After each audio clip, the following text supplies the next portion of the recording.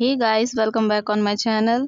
Last part में लू के स्टेप ब्रदर ने जाओमान का रूट ब्लॉक किया हुआ था और उसे मिसबिहेव कर रहा था। तभी वहाँ लू आ जाते हैं और कहते हैं तुम लोग वहाँ पे क्या कर रहे हो। तभी स्टेप ब्रदर कहता है ये अपना रास्ता भूल गई थी, इसलिए मैंने रास्ता बता रहा था ताकि ये लूफू में आसानी से घूम सकें। उस समय स्टेप ब्रदर ने जाओमान के हाथ पकड़े हुए थे, वो उसी वक्त उसके हाथ छोड़ देता है। तभी लू अपनी सर्वेंट यूना से कहता है तुम इनकी बात भी सुना करो यूना, ताकि ये इस तरीके से लूफू में खो ना जाएं। तभी यूना कहती है यस मास्टर। तभी स्टेप ब्रदर और जाओमान लू के पास आ जाते हैं। स्टेप ब्रदर ग्रीट करते हुए कहता है ब्रदर आप मॉर्निंग के समय मिलिट्री आर्ट्स के लिए क्यों नहीं आए थे। इस बात पे लू थोड़े टेंस हो जाते हैं। तभी स्टेप ब्रदर कहता है ओके मैं अभी जा रहा हूँ। वहाँ से स्टेप ब्रदर जैसे ही टर्न होते हैं वो जाने लगते हैं, उसका किसी चीज़ पर पैर पड़ता है जिससे वो नीचे गिर जाता है और सर्वेंट्स को चिल्ला के वहाँ बुलाने लगता है कि किसने यहाँ इसे फेंक दिया था। उसी समय लू वहाँ से जाने लगते हैं। तभी जाओमान कहता है अगर आप घर जा रहे हैं तो मुझे भी आपके साथ चलना है। तभी लू कहता है जाओमान तुम किसी भी तरीके का बिहेव करो यू जिया के साथ, लेकिन ध्यान रखना कि तुम्हारा बिहेवियर और तुम्हारे जेस्चर फ्यूचर में सेल्फ रिस्पेक्टेड हो और लूफू के रूल्स के अकॉर्डिंग हो। जाओमान कहता है आपको कुछ मिसअंडरस्टैंडिंग हुई है, मैं तो आपको ढूंढने गया था पर यूजिया ने मेरा रास्ता ब्लॉक कर लिया था और मुझसे कह रहा था यूजिया स्टेप ब्रदर का नाम है। तभी लू कहता है क्या कह रहा था, और जाओमान मन में कहता मैं आपसे नहीं कह सकता। और फिर लू से कहता है सीधी सी बात ये है कि उसने मेरे साथ नॉर्मल बिहेव नहीं किया था और मुझे डिसरिस्पेक्ट कर रहा था। तभी लू कहता है इस तरीके से लूफू में घूमना बंद करो, अपने रूम में रहो और स्टडी करो, ये लूफू का फर्स्ट रूल है। तभी जाओमान ओके कर देता है। लू कहता है डैड का काम फिनिश हो चुका होगा, हमें उनसे मिलने के लिए जाना है। इतना सुनते ही जाओमान रेडी होने के लिए अपने रूम में चला जाता है, जहाँ वो कुछ पीते हुए सोचने लगता है इनका बिहेवियर कितना ज़्यादा कोल्ड हो चुका है, अब तो गलत फहमियाँ भी हो चुकी हैं।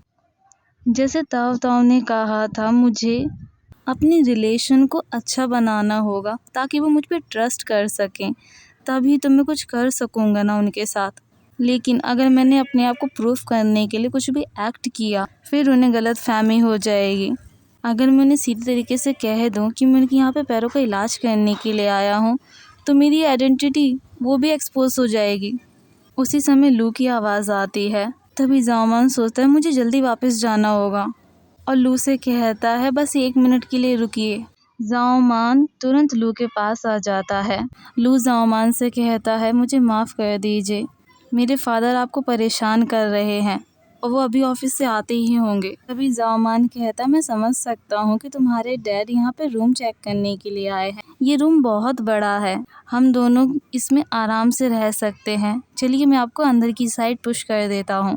इतना कहते ही जाओमान लू की व्हील चेयर को पुश करने के लिए जैसे आगे बढ़ता है उसके पैर की स्लीपर्स फ्लोर से चिपक जाती है, जिससे वो लू की गोद में ही गिर जाता है। लू उसे अपनी बड़ी बड़ी आंखों से घूरने लगता है।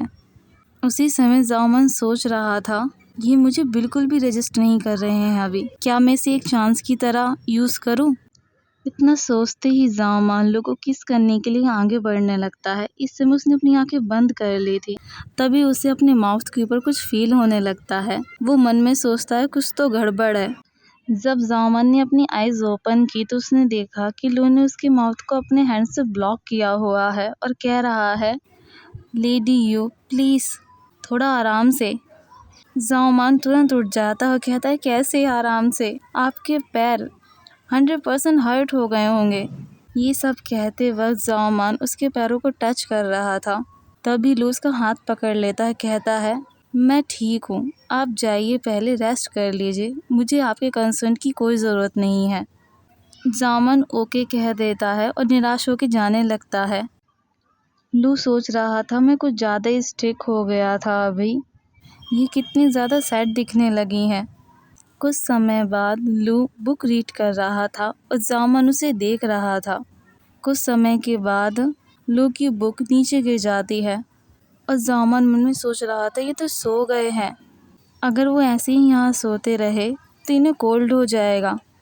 इतना सोचते ही जामन भाग के अपने कमरे के अंदर जाता है, वहाँ से ब्लैंकेट लेकर आता है और लू को कवर करते हुए सोच रहा था ये कितने ज़्यादा हैंडसम है और सोते वक्त भी कितने हैंडसम लग रहे हैं। जाओ मान भी वहीं लू के पैरों के पास में बैठ जाता है और सो जाता है। जब मॉर्निंग में लू की आँख खुलती है तो वो देखता है कि जामन वहीं फर्श पर बैठे ही सो गया था और उसका सर उसकी गोद में था। आज के लिए बस इतना ही। See you in the next chapter. Bye.